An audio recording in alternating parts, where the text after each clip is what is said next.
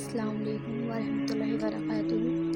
तहज्जुद की नमाज़ पढ़ने का सवाब जानना चाहिए कि फ़र्ज़ नमाज़ों के बाद सुन्नत और नफ़िल नमाज़ों के पढ़ने का भी बहुत बड़ा सवाब है, जैसे तहज्जुद, इशराक़, चाश्त, सलातो तस्बीह वगैरह। इसलिए रात को सुबह होने से पहले नमाज़ पढ़ने को तहज्जुद की नमाज़ कहते हैं। ये नमाज़ अल्लाह ताला को बहुत प्यारी है। हमारे रसूल हुज़ूर सल्लल्लाहु अलैहि वसल्लम पर फ़र्ज़ थी और आपकी उम्मत के लोगों पर सुन्नत है।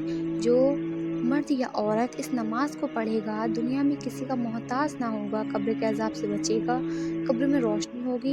ये नमाज कब्र का चाँद है और क़यामत के दिन तहज्जुद की नमाज़ पढ़ने वाला 70 आदमियों को बख्शवाएगा और जब कब्र से उठेगा तो उसका चेहरा नूर की रोशनी से चमकता होगा। नबियों और वलियों ने और नेक बंदों ने इस नमाज को हमेशा पढ़ा है। इस नमाज का इतना बड़ा सवाब इसलिए है कि आराम और नींद छोड़कर पढ़ी जाती है, जो बड़ी हिम्मत का काम है। हिम्मत का काम है, बस जैसी मेहनत वैसी अजरत। हादी आलम सल्लल्लाहु अलैहि वसल्लम फरमाते हैं कि जब कोई मर्द या औरत तहज्जुद की नमाज पढ़ने को उठता है तो अल्लाह ताला फरमाता है, ऐ फरिश्तों देखो मेरी बंदी की तरफ कैसी मीठी नींद छोड़कर मेरी इबादत के लिए उठा है। तुम गवाह रहो कि हमने इसको बख्श दिया और हम इससे हिसाब नहीं लेंगे और जन्नत में इसको नबियों के साथ रखेंगे और दोज़ख इस पर हराम है।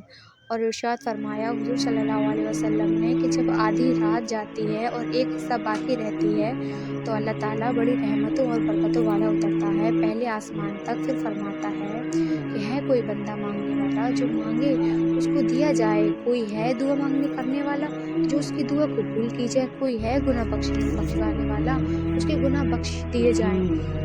इसी तरह हमेशा सुबह तक ऐलान फरमाता है, अल्लाह ताला जिस्म से पाक है, उतरना चढ़ना उसकी शान अजीम के ख़िलाफ़ है। मतलब ये है कि आधी रात के जाने के बाद सुबह तक अल्लाह ताला की ख़ास रहमतें तहज्जुद की नमाज़ पढ़ने वाले बंदे पर बरसती हैं। अब मालूम हो गया होगा कि तहज्जुद का वक्त बहुत ही आलीशान और बड़ी बरकतों वाला वक्त है।